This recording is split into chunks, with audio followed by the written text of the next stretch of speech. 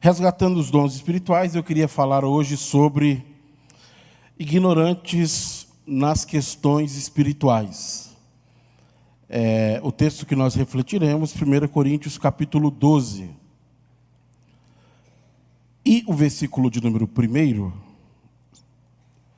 ele vai exatamente expressar o que eu pretendo com essa temática. Se você puder localizar comigo.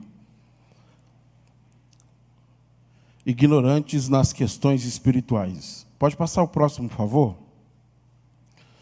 Muito bem, o versículo 1 diz assim: Agora, irmãos, quanto à sua pergunta sobre as questões espirituais, não quero que continuem confusos. Essa é uma expressão que só aparece uma vez no Novo Testamento, e aqui talvez a melhor tradução para ela seja questões espirituais e não dons espirituais. Porque, afinal de contas, Paulo vai tratar sobre uma série de questões espirituais nas quais a igreja estava confusa, ou, nas palavras do próprio apóstolo, ignorantes. A igreja estava ignorante em relação a algumas questões espirituais. E, de fato, as questões espirituais são complicadas. Se você já teve uma experiência doméstica de ter um sonho diferente à noite, provavelmente você acordou cedo querendo uma explicação para aquele sonho. E aí você conta para todo mundo na expectativa de que alguém tenha a melhor interpretação para o que significa sonhar com cobras, com dente caindo, com um buraco, enfim. As questões espirituais, elas nos tocam porque elas falam da nossa relação com Deus. Mas a igreja de Corinto estava ignorante em relação a algumas questões importantes sobre essa relação com Deus ou sobre essas questões espirituais. E aí eu queria falar com você sobre as 5 ignorâncias que a igreja de Corinto estava em relação às questões espirituais. Coloca, por favor, o próximo, Josué. Primeiro, ignorantes quanto ao modelo. Segundo, ignorantes quanto ao propósito. Josué, pode passar. Terceiro, ignorantes quanto à origem. Quarto, ignorantes quanto à manifestação. Quinto, ignorantes quanto ao uso. Então perceba que, de fato, há muita ignorância ou muito desconhecimento sobre as questões espirituais na igreja de Corinto.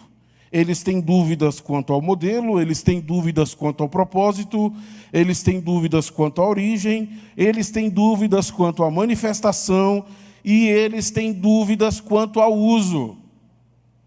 A minha intenção em falar isso para você é para que nós não estejamos ignorantes. Porque a ignorância quanto aos dons espirituais causa certos extremos. Eu posso citar para você o extremo da igreja de Tessalônica. Você já ouviu alguma profecia falsa na sua vida? Provavelmente todo cristão já. Já ouviu aquilo que nós gostamos de apelidar de profetada, não é isso? E às vezes, de tanto ouvir profetadas, a gente não acredita mais em profecias. Esse era o problema da igreja de Tessalônica. Porque não acreditando mais nas profecias, Paulo diz a eles: não apaguem o espírito. Porque é essa atitude que nós podemos ter em relação às questões espirituais quando nós não a compreendemos corretamente.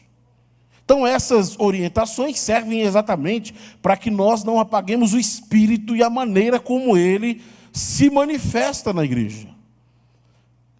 Vamos então começar com a primeira ignorância. Ignorantes quanto ao modelo. Josué, por favor, pode passar. Nós estamos em 1 Coríntios 12. Lê comigo, por favor, versículo de número 2. Vocês sabem que, quando ainda eram pagãos, foram conduzidos pelo caminho errado e levados a adorar ídolos mudos. Do que é que Paulo está falando aqui? Paulo está falando sobre a tradição religiosa que antes eles fizeram parte. E esse era um problema tão grave que ele percorre o livro inteiro. Lá em Corinto havia um templo a uma deusa, e esse templo dessa deusa tinha mulheres sacerdotisas.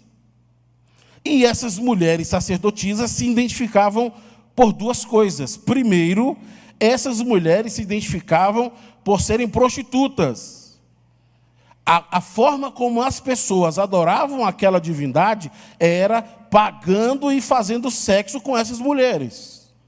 A segunda característica dessas mulheres sacerdotisas de Corinto, eu repito isso para ficar bem claro, é que elas eram identificadas com cabelo curto. Quando nós lemos 1 Coríntios 13, 1 Coríntios, o livro inteiro, nós vamos ver como Paulo vai tratar sobre essa questão. Você consegue imaginar uma mulher que fazia parte de uma religião onde ela tinha proeminência, importância, agora ela chega na fé cristã e quer trazer toda a sua bagagem. Como a gente costuma dizer, chegou agora, já queria sentar na janela e botar o pé na cadeira da frente. Então Paulo, por exemplo, diz a essas mulheres: vocês aprendam em silêncio, e se tiverem dúvida, perguntem aos seus maridos. A gente lê isso fora de contexto e fica parecendo machismo. Ou, por exemplo, quando Paulo fala sobre o véu do cabelo das mulheres, que era essas mulheres que se convertiam e que agora não poderiam mais ser identificadas como prostitutas. Por isso, Paulo as adverte para não cortarem o cabelo. Então perceba que a tradição religiosa delas estava afetando a vida da igreja. Obrigado.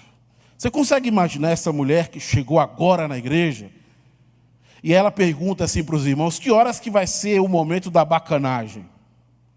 Como? Bacanagem, aqui vocês não fazem isso? Não, aqui é pecado, adultério é pecado. Que pecado, gente? Lá na nossa igreja a gente fazia, era tranquilo.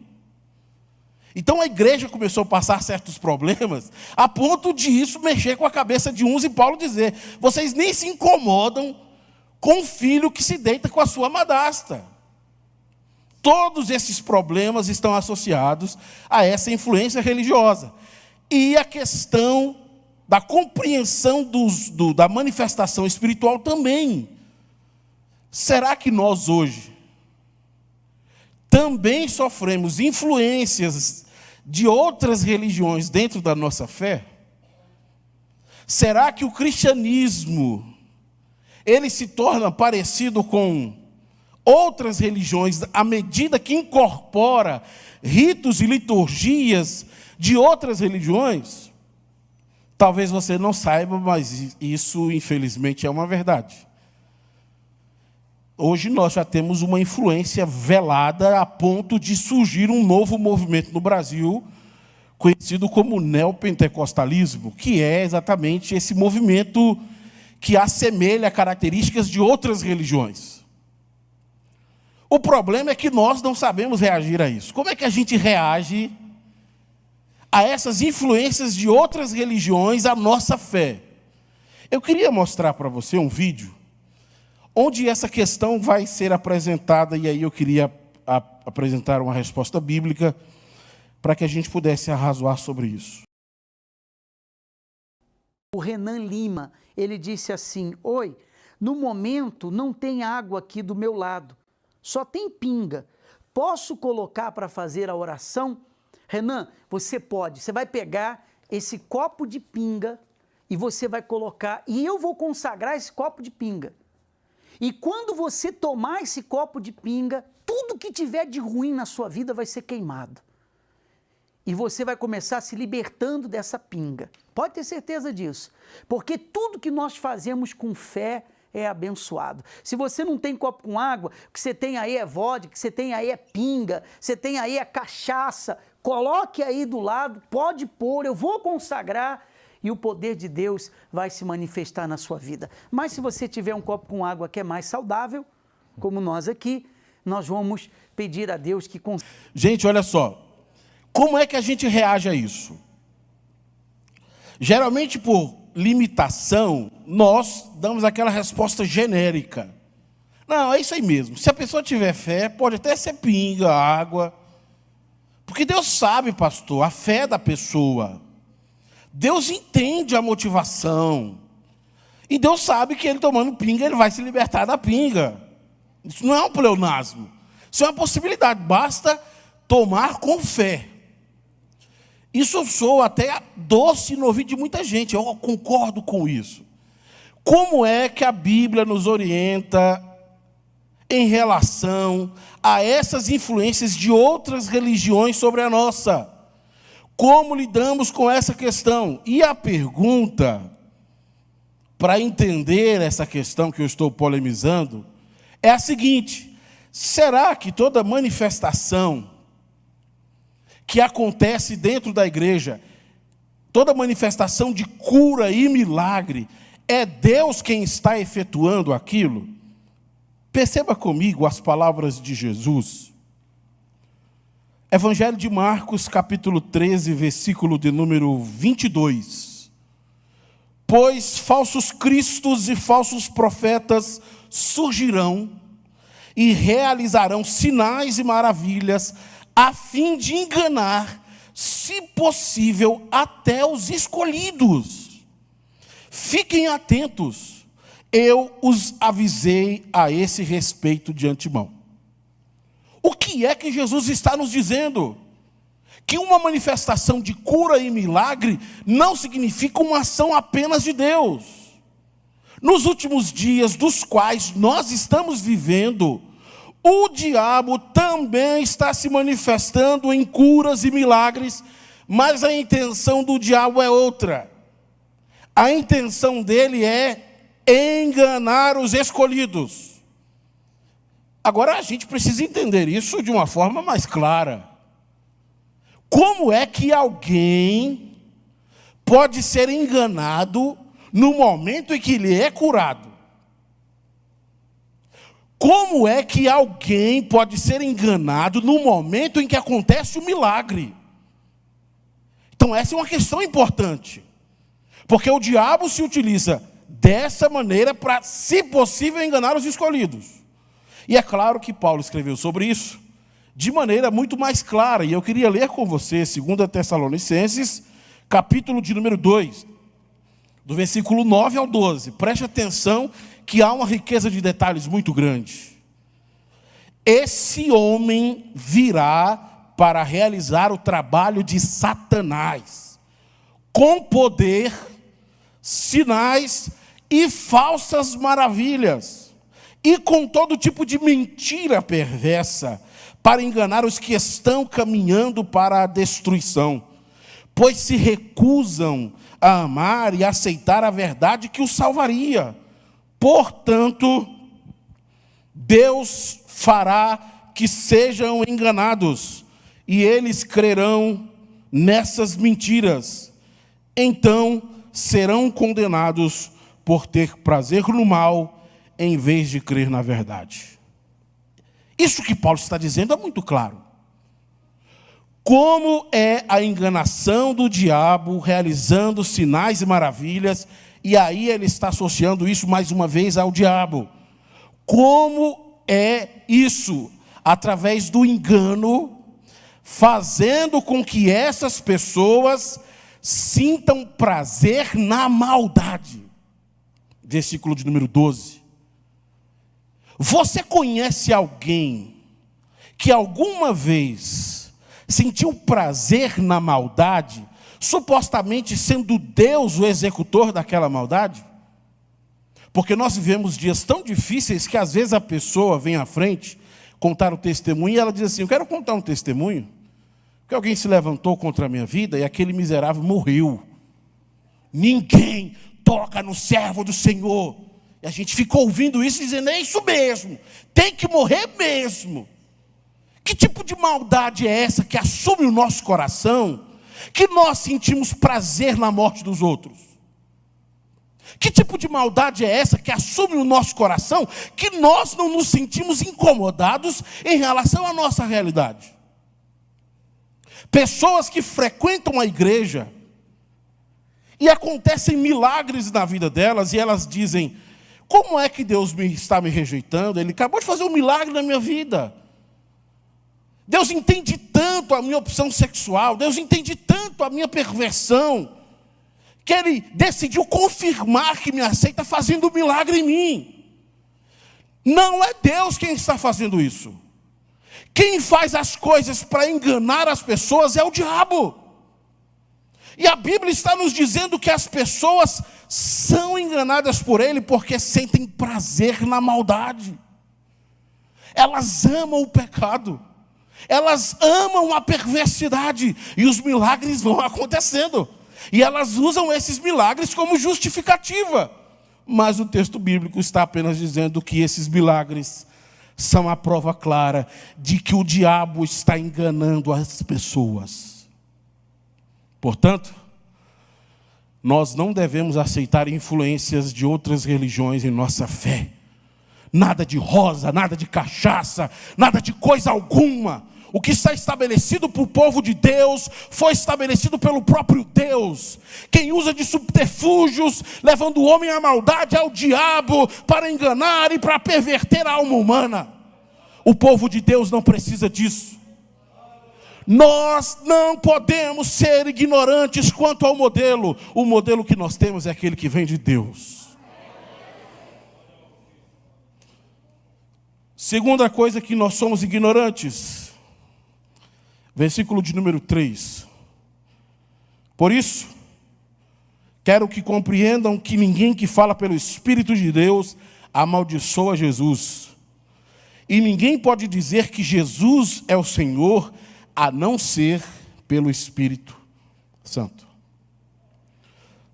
Segunda coisa que nós somos ignorantes é a ignorância quanto ao propósito dos dons espirituais.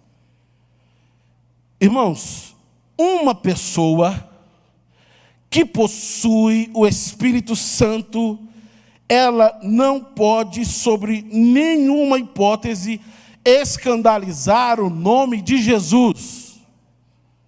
É isso que está escrito aí.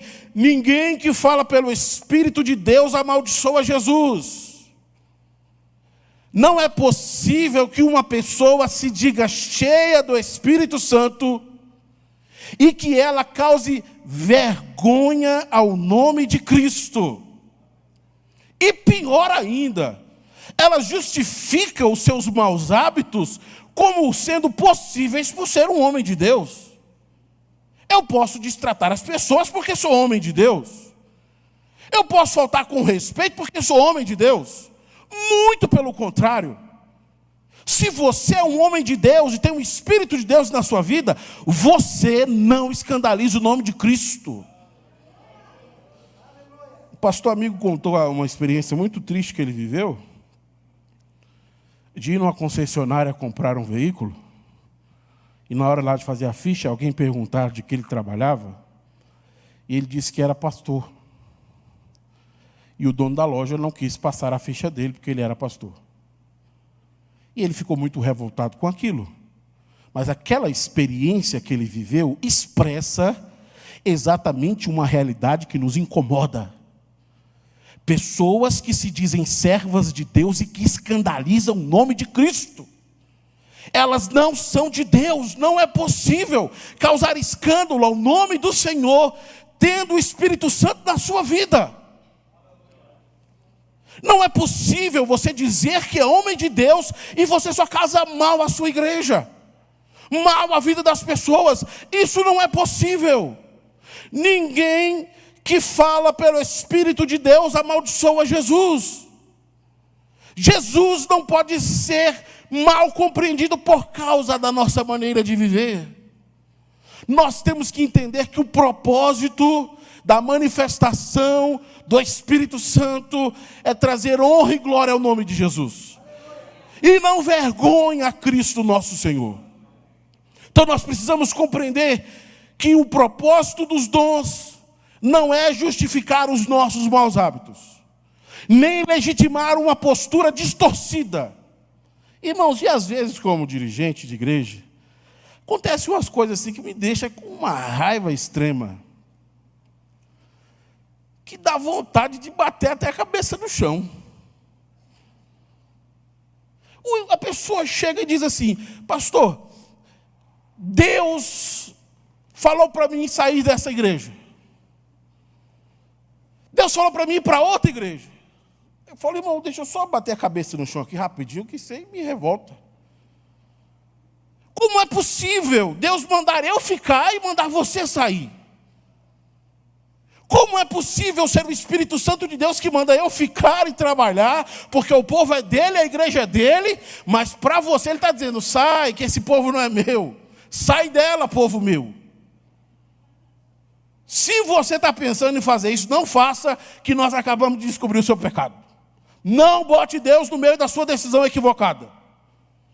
O nome do Senhor não pode ser envergonhado por causa dos nossos vícios, por causa dos nossos maus hábitos e por causa da nossa vaidade.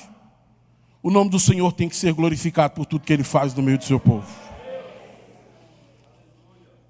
Terceiro, ignorância quanto à origem, versículo de número 4.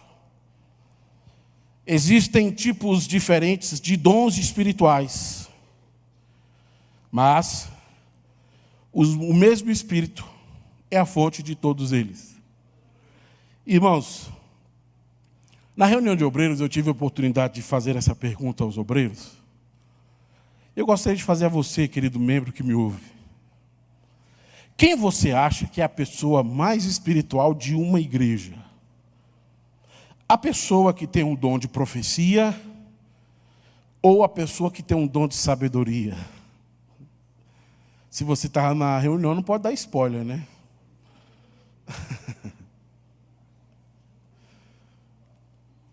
Isso é uma questão tão real que chega a incomodar alguns.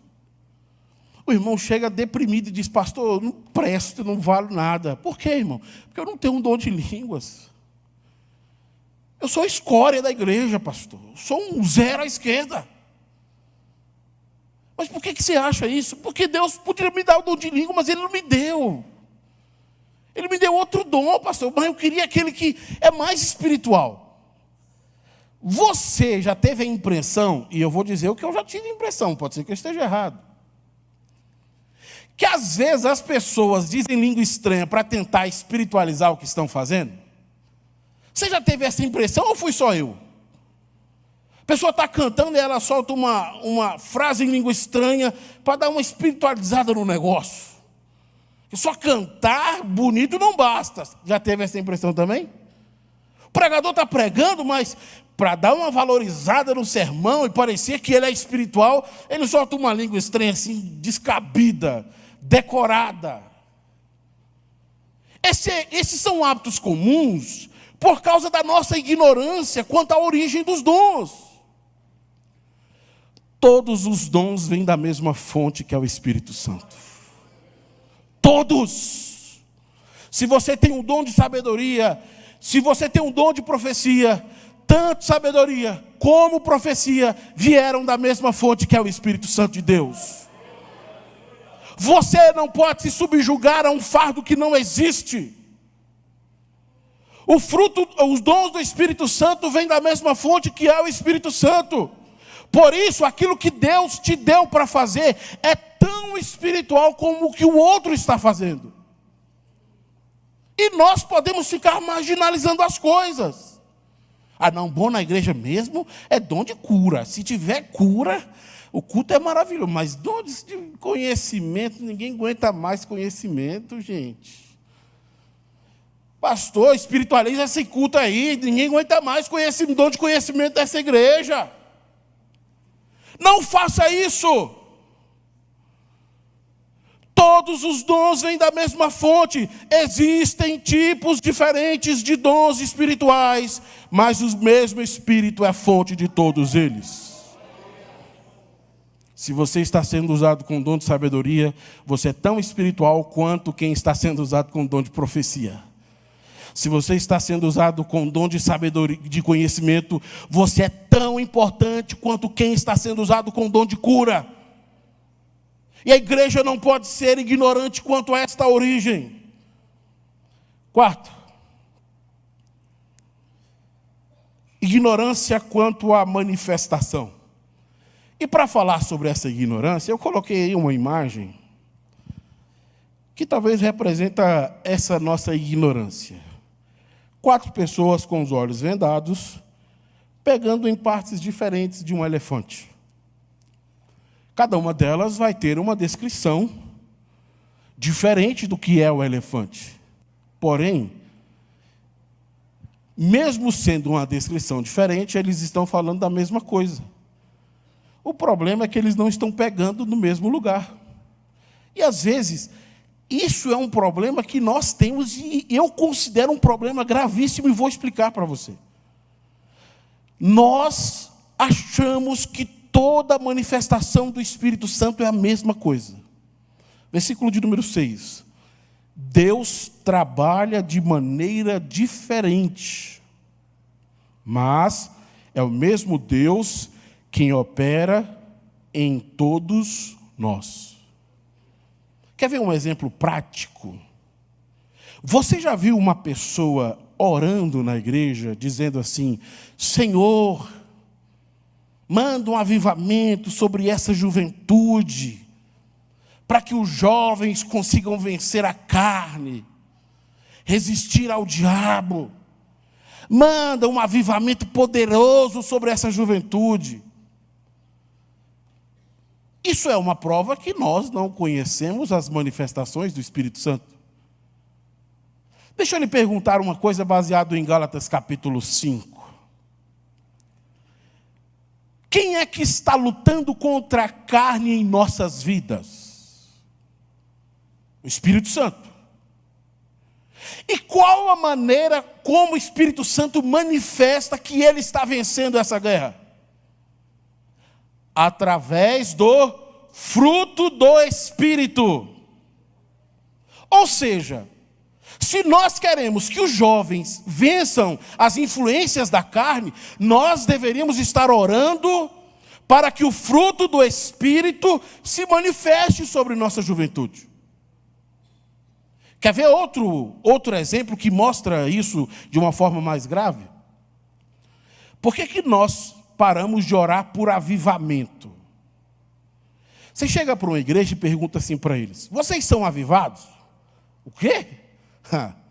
Nós somos avivados mais, que é plus hoje, né? Hoje tem um plus para tudo. Somos avivados mais. Só avivado não caracteriza a nossa igreja. Ei, por que vocês dizem que vocês são avivados? Ah, porque lá na igreja tem profecia, tem língua estranha, lá na igreja tem cura, de vez em quando até alguns flutuam lá na igreja. Tá, mas eu perguntei se vocês são avivados. Vocês são avivados? Sim, nós somos, eu não acabei de falar para você? Lá na igreja a gente fala em línguas. Mas isso não é avivamento, isso é dom do Espírito Santo. O que é o avivamento? Ficar em Jerusalém, até que do alto sejais revestidos de poder. Depois vocês serão minhas testemunhas em Jerusalém, Judeia, Samaria e confins da terra. Quem é beneficiado com os dons do Espírito Santo? A igreja dentro, porque é para a edificação da igreja. Quem é beneficiado com o avivamento? O mundo fora, porque é no poder de Deus que a igreja vai testemunhar de Jesus. E descendo na minha periferia, um dia eu estava passando assim na rua e tinha uma igreja, tarde da bênção, uns 12 estavam todos ali reunidos naquela tarde. Muita língua, muita profecia. Eu falei, que coisa maravilhosa. Quando eu estava passando, a meu olhar antropológico percebeu que do outro lado da rua tinha um grupo de jovens fumando maconha. E eu falei, meu Deus, como é que essa igreja não consegue influenciar 3 metros fora das suas paredes? Simples. Porque essa igreja tem muitos dons. Mas o que ela precisa para testemunhar de Jesus fora é do poder de Deus que nós chamamos de avivamento. E é por isso que precisamos clamar por um avivamento, para que a igreja se faça sentir em Sobradinho, para que a igreja se faça sentir no Brasil, para que a igreja se faça sentir no mundo.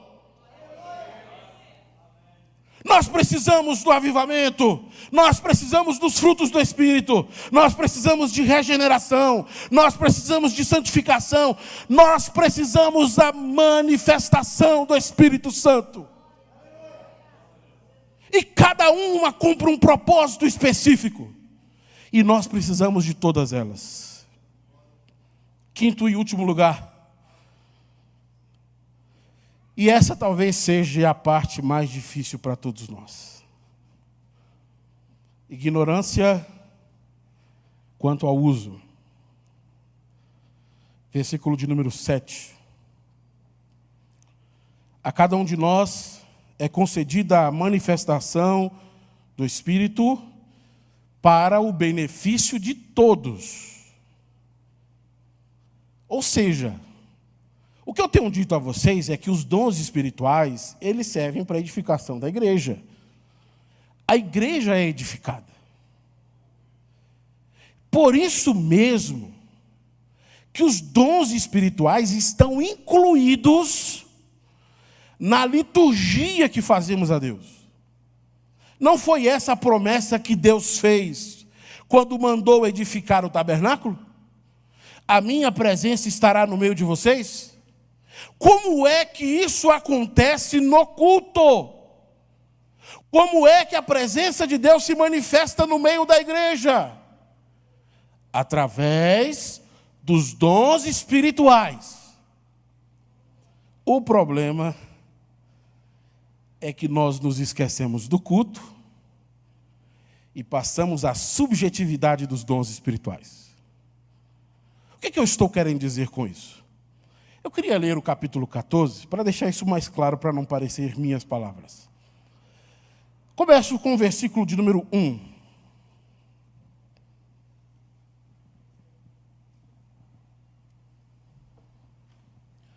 Que o amor seja seu maior objetivo.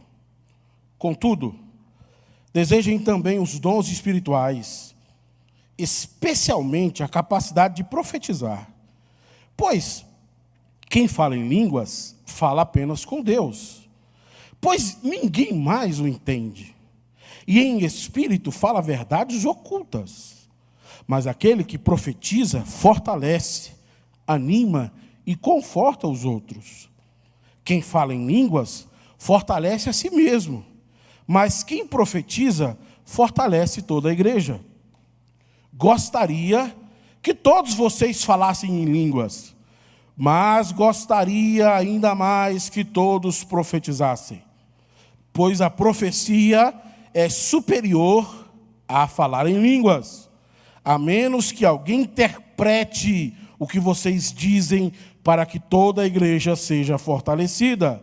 Irmãos, se eu for visitá-los e falar em línguas, em que isso ajudará?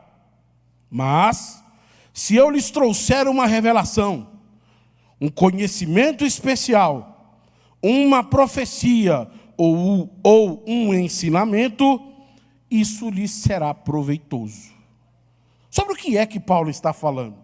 Está falando sobre o uso dos dons espirituais durante o culto.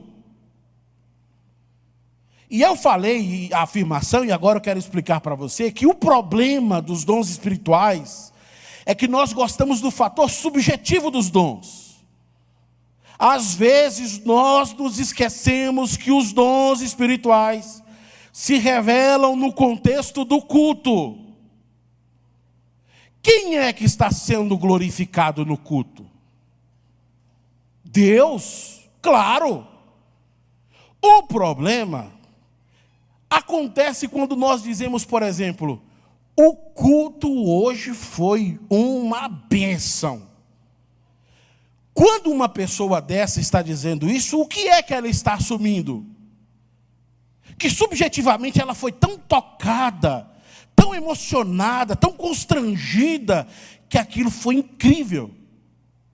Então deixou de ser um culto a Deus e passou a ser um momento subjetivo dela ter uma experiência com Deus. E isso acontece porque nós não entendemos de quem é a responsabilidade de organizar o culto a Deus. A responsabilidade, vou perguntar só para tirar dúvida, tenho certeza que você já sabe. A responsabilidade de organizar o culto a Deus cabe a nós ou ao Espírito Santo? Ainda bem que eu perguntei. A responsabilidade de organizar o culto a Deus cabe a nós. Somos nós que cultuamos o nome do Senhor. Não é o Espírito Santo que chega e diz: ó Deus, o Senhor é bacana, o Senhor é legal. Não é isso que acontece. Somos nós que reconhecemos a grandeza do nosso Deus, a soberania do nosso Deus, o poder do nosso Deus, a manifestação do nosso Deus, a presença do nosso Deus. Somos nós. Então, quando alguém diz: o culto hoje foi maravilhoso, o que é que essa pessoa deveria estar dizendo?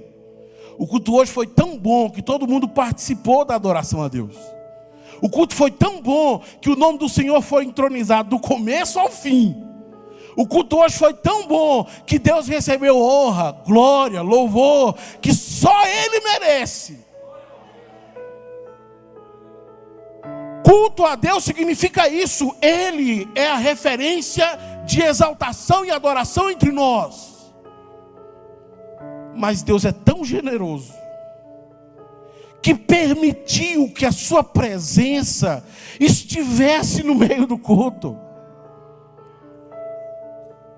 Mas se a presença de Deus não se manifestar neste culto hoje, Deus tem que ser adorado a si mesmo. Se a presença de Deus se manifestar nesse culto hoje, Deus continuará sendo adorado a si mesmo. Nós não podemos perder o culto a Deus por causa da nossa imaturidade em relação aos dons espirituais, aos abusos em relação às profecias, às línguas estranhas e todo tipo de ação. É aqui que as interpretações se dividem. De um lado, aqueles que dizem que o culto a Deus tem que ser tão organizado que é melhor tira esse negócio. Tira esse negócio de profecia. Tira esse negócio, tira. Nós só vamos falar a Deus, quanto mais ortodoxo, melhor. Aí do outro lado, o outro grupo: tira esse negócio de organização. Quanto mais emotivo for o culto, melhor. Quanto mais a gente sentir, eu estou dizendo expressões que a gente usa, tá bom? Quanto mais a gente sentir, a gente se emocionar, quanto mais, melhor. Esquece a organização do culto a Deus. Aí você tem dois extremos: aqueles que se reúnem para a contemplação deles mesmos, e aqueles que se reúnem para falar de um Deus distante. E o que nós deveríamos fazer? Ficamos do lado daqueles emotivos ou do lado dos ortodoxos? Perceba que Paulo conclui a sua reflexão sobre os dons espirituais falando sobre um equilíbrio. Observe o que ele diz no capítulo 14, versículo 39 e 40. E isso está aí na Bíblia. Portanto, meus irmãos, anseiem profetizar e não proíbam o falar em línguas, mas cuidem para que tudo seja feito com decência e ordem. A responsabilidade do culto a Deus cabe a nós. E os dons espirituais não podem atrapalhar o culto ao Senhor. Pelo contrário, os dons espirituais refletem a presença de Deus no meio do seu povo. É por isso que a igreja tem que saber usar os dons espirituais. É por isso que a igreja tem que valorizar a manifestação do Espírito Santo. Porque quanto mais Deus se manifesta no meio do seu povo, mais nós reconhecemos a sua soberania, mais nós reconhecemos o seu poder, mais nós conhecemos a sua intervenção. Por isso que nós temos que buscar este equilíbrio, para não sermos crentes céticos, que falam sobre um Deus do qual eles nunca tiveram contato ou experiência, e para não sermos exagerados, do qual não sabe o que está fazendo, não sabe o que está falando, e deixa as emoções extravasarem sem propósito e sem sentido. Nós temos que ser equilibrados. Nós utilizamos os dons espirituais porque a presença de Deus no meio do seu povo. Mas aqui neste lugar, o único que recebe honras e glórias é o nome de Jesus. Não é a pessoa que está sendo usada com dom de cura que recebe glória ao nome de Jesus. Não é a pessoa que está sendo usada com dom de conhecimento que recebe glória. É o nome de Jesus. E se você concorda comigo, levante as suas mãos e glorifique o único que merece ser adorado, ser exaltado e ser glorificado no meio do povo de Deus. Eu queria terminar orando por você, porque de fato há muita ignorância quanto ao uso dos dons espirituais.